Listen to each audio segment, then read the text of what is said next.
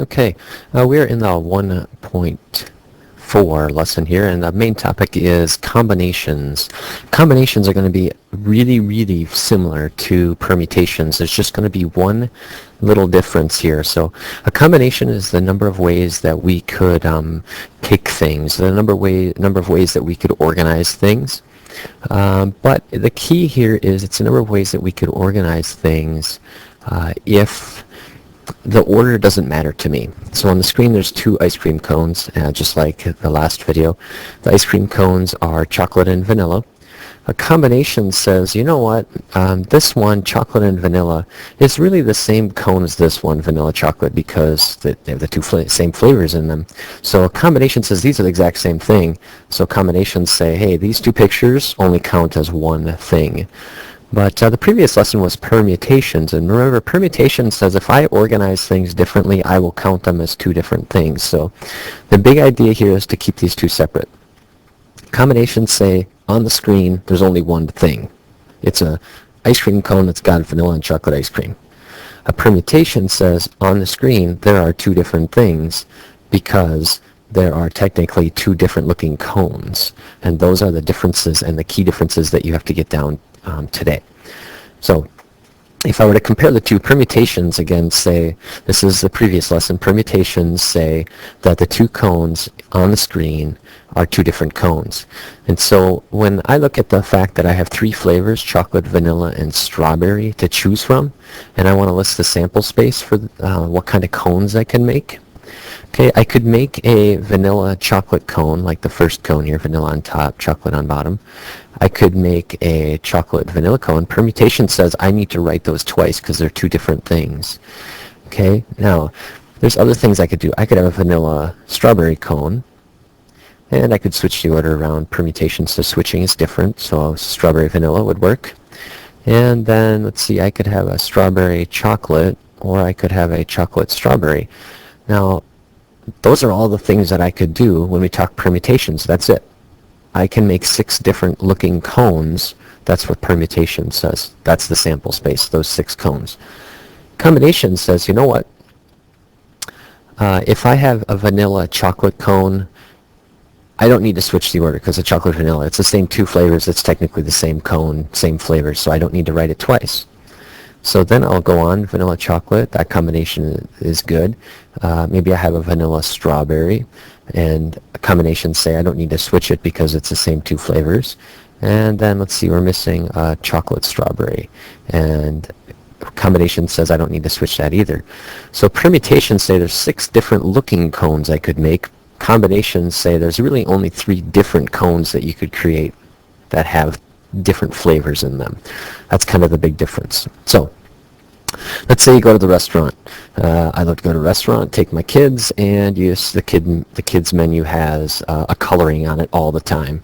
And you go to the restaurant and your kids are allowed to pick 2 crayons from the 4 that are here. So we've got blue, green, black, and yellow crayons, and each child is able to pick 2 crayons and take it to their table and color the picture. Now the question is, does it really matter what order you pick them in? And that's the big question.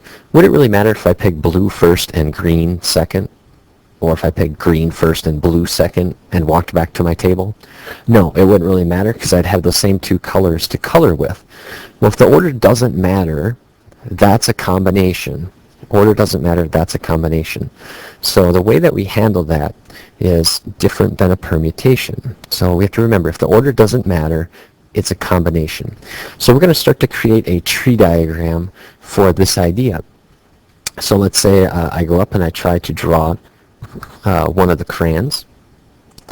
And really, the first crayon I draw out of the basket is either going to be yellow, it's going to be blue, red, or green. So here I am right here. I'm kind of standing here. I'm ready to make the big choice. I need to pick a crayon. And this fork in the road of life, there are 4 options to follow: yellow, blue, black, or green. Okay, now instead of using pictures all the time, because it's going to be hard to draw in color, of course, in your homework, we switch the pictures to words. So there's yellow, blue, black, or green.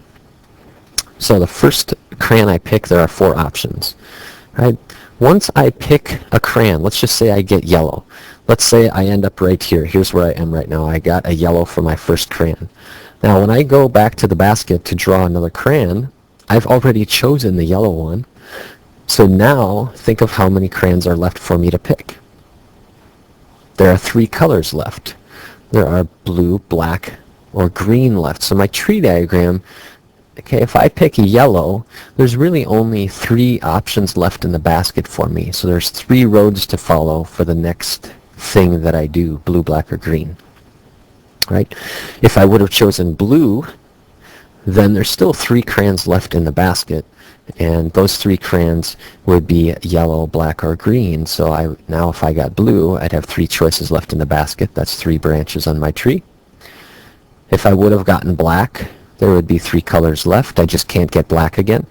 And if I would have gotten green, there are 3 choices left. I just can't get green again.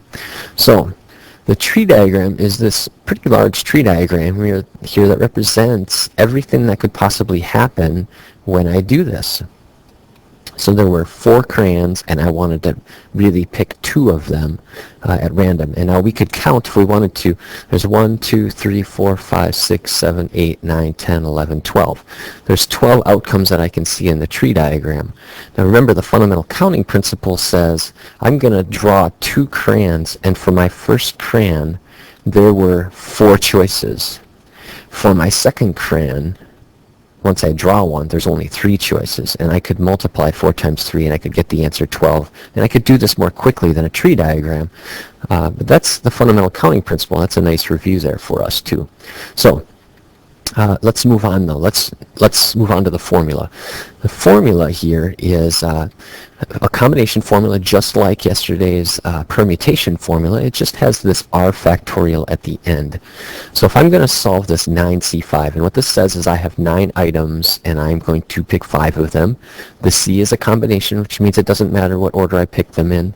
If I were to get the same colors, different orders, I would just call it the same thing. So to follow the formula, remember this 9 here is the n in the formula, and this 5 is the r in the formula. So when I look at the formula up here, this n is really like my 9, and this r is really like my 5. Okay, so anywhere I see an n in the formula, I'm going to put a 9. So this actually would become a 9. This would become a 9. Anywhere I see an r, it's going to turn into a 5. This would become a 5, and this would become a 5. So I'm just going to rewrite that a little more clearly down here. If I'm trying to solve 9c5, the top says do n factorial, n is 9. So I'm going to go 9 factorial divided by 9 minus 5 factorial, times 5 factorial. Okay?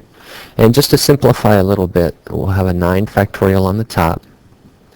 9 minus 5 is 4, so we're going to have 4 factorial times a 5 factorial on the bottom. And that's as far as I'm going to go right now. It's just a nice simplifying. You should be able to get that far by hand.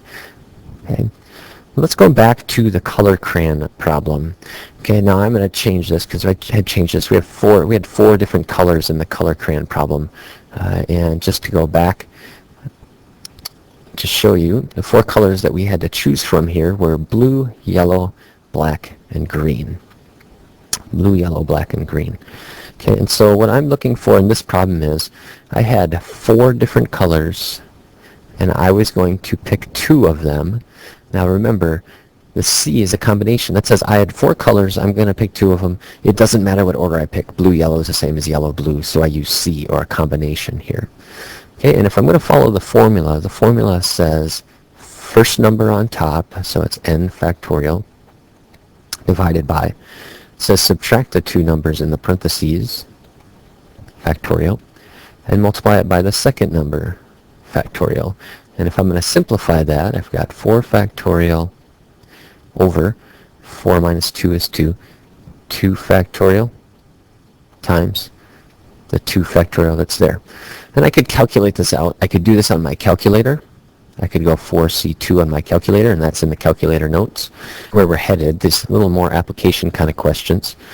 And we're going to form a committee of 5 people.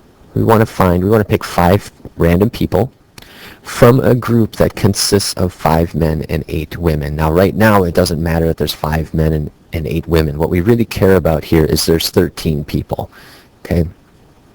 So the big idea right now is there's 13 people. And really the question is saying, how many ways can we pick 5 random people out of 13? Okay, and the big question is, does it matter what order I pick them in? If it matters, if the order matters, let's say the first person is the most important and the second is next. Okay, that's permutation. That's the previous lesson. But if I just want a group of 5 random people, that's combination because I don't care what order I get them in. And the way I'd work it out is I would just go 13, C, 5.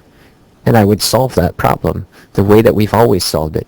You can follow the formula if you'd like, or, that's way 1, or you can use the calculator to solve that. Okay. Both ways are valid and both ways are good. Right. So that wraps up this lesson. Hope that helps.